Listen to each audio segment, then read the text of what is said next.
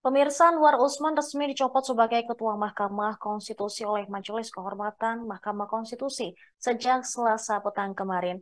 Ia terbukti melakukan pelanggaran berat terhadap kode etik atas uji materi perkara nomor 90 PUU 21 tahun 2023 tentang batas usia calon presiden dan calon wakil presiden. Adik ipar Presiden Joko Widodo sekaligus paman dari calon wakil presiden Gibran Raka-Buming Raka murka atas keputusan tersebut. Dalam konferensi pers di Gedung MK Jakarta Pusat pada Rabu kemarin, Anwar Usman merasa dirinya difitnah. Namun, ia mengaku tidak pernah berkecil hati dan pantang mundur atas putusan MK-MK yang sudah final.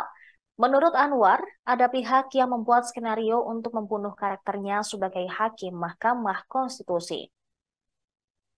Anwar Usman meyakini sebaik-baiknya skenario manusia siapapun untuk membunuh martabat keluarga besarnya tidak akan lebih baik dan indah.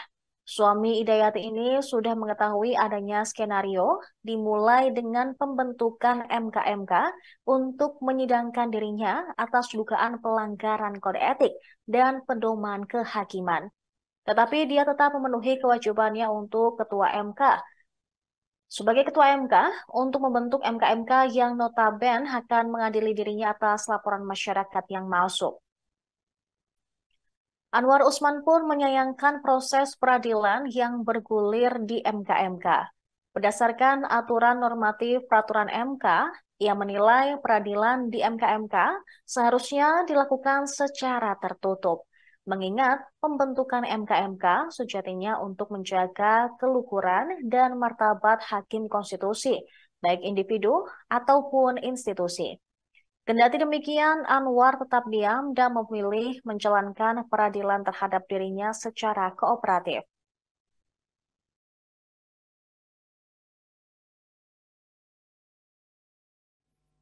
Bismillahirrahmanirrahim.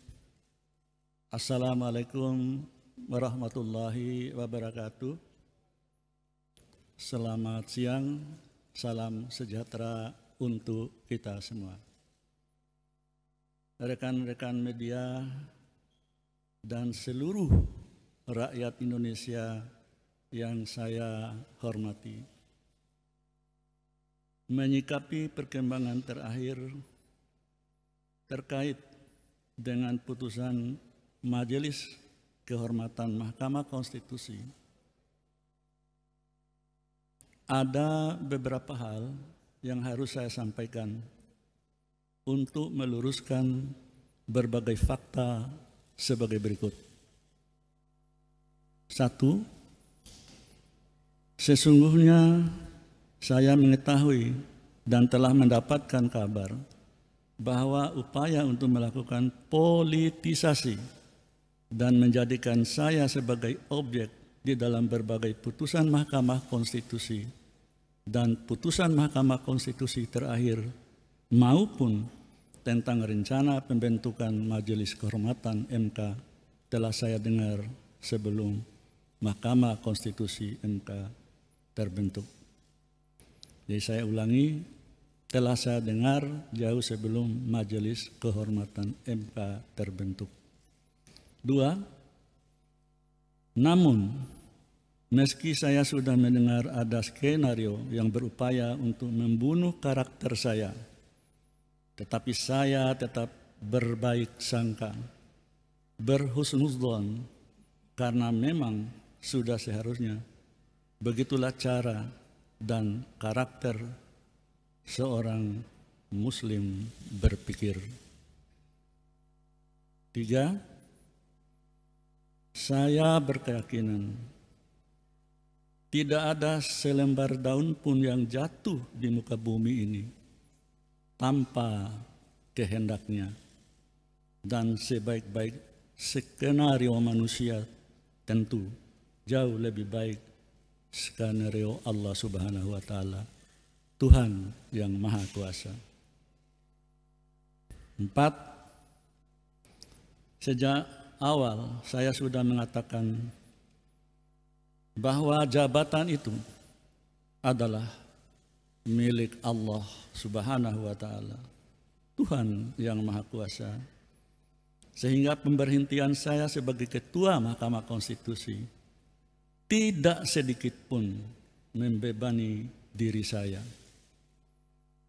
Saya yakin dan percaya bahwa di balik semua ini, insya Allah ada hikmah besar yang akan menjadi karunia bagi saya dan keluarga besar saya, sahabat dan handai taulan, dan khusus bagi Mahkamah Konstitusi Nusa dan Bangsa. 5. Namun demikian wajib bagi saya untuk meluruskan beberapa hal agar publik memahami tentang apa sesungguhnya yang terjadi. 6. Yang pertama, meski saya mengetahui tentang rencana dan adanya skenario terhadap diri saya melalui pembentukan Majelis Kehormatan Mahkamah Konstitusi, saya tetap memenuhi kewajiban saya sebagai Ketua MK untuk membentuk Majelis Kehormatan Mahkamah Konstitusi sebagai bentuk tanggung jawab amanah jabatan yang diembankan kepada saya selaku Ketua Mahkamah Konstitusi. 7. Yang kedua, saya menyayangkan proses peradilan etik yang seharusnya tertutup sesuai dengan peraturan Mahkamah Konstitusi dilakukan secara terbuka. Hal itu secara normatif tentu menyalahi aturan dan tidak sejalan dengan tujuan dibentuknya Majelis Kehormatan yang ditujukan untuk menjaga keluhuran dan martabat hakim konstitusi, baik secara individual maupun secara institusional. Kedelapan, begitu pula halnya tentang putusan Majelis Kehormatan Mahkamah Konstitusi.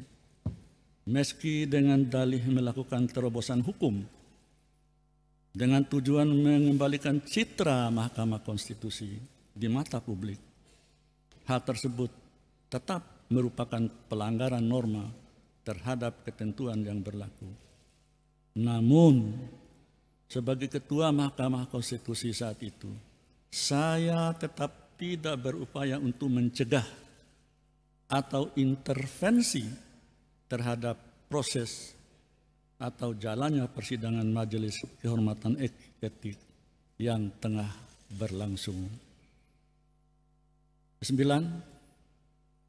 Yang merupakan ketiga, penting untuk diketahui dan dipahami oleh seluruh masyarakat Indonesia bahwa saya adalah hakim konstitusi yang berasal dari Mahkamah Agung yang telah meniti karir sejak tahun 1985.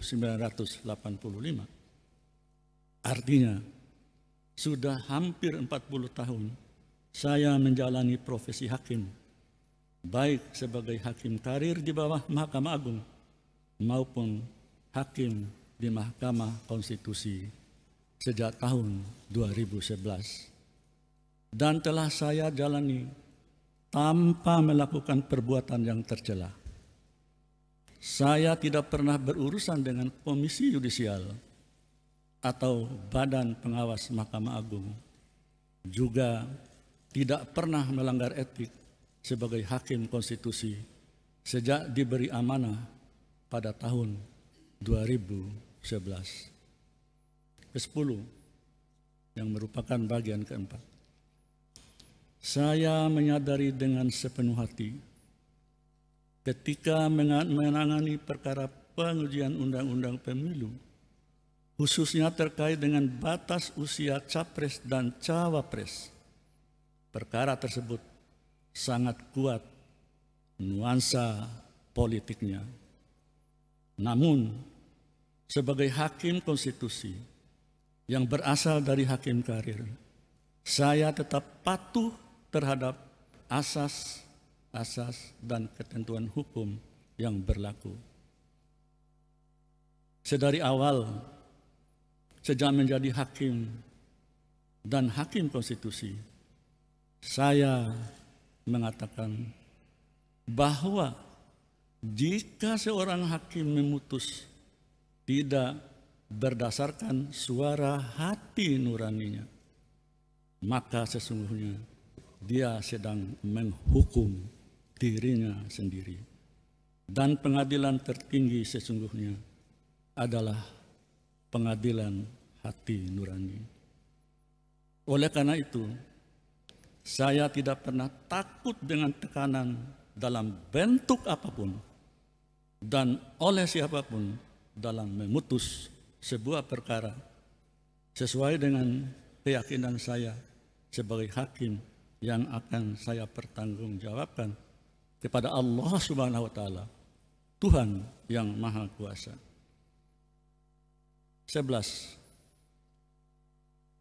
Fitnah yang dialamatkan pada saya terkait penanganan perkara nomor 90 garis miring PUU garis datar 21 garis miring 2023 adalah fitnah yang amat keji dan sama sekali tidak berdasarkan atas hukum dan fakta. Saya tidak akan mengorbankan diri saya, martabat saya, dan kehormatan saya di ujung masa pengabdian saya sebagai hakim demi meloloskan pasangan calon tertentu. Lagi pula, perkara pengujian undang-undang hanya menyangkut norma, bukan kasus konkret. Download Tribun X sekarang, menghadirkan lokal menjadi Indonesia.